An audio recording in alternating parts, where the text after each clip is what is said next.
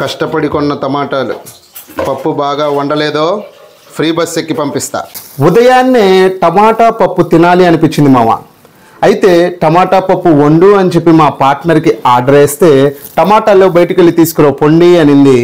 ఇదేంట్రా బాబు అని చెప్పి బయటికి వెళ్ళి టమాటా రేట్లు అడిగితే కేజీ 60-70 అంటున్నారు.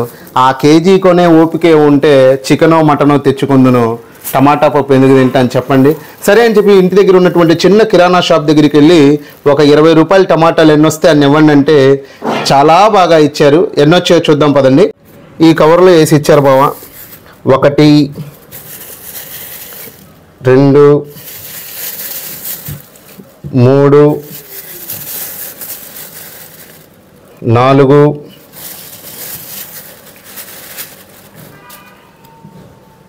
5 మొత్తం ముచ్చటగా 5 టమాటాలు. ఇది కొసరు ఇచ్చారనమాట. లెక్కకైతే 4 వచ్చినాయి. అంటే ఒక్కొక్క టమాటా 5 రూపాయలు పడింది మామ.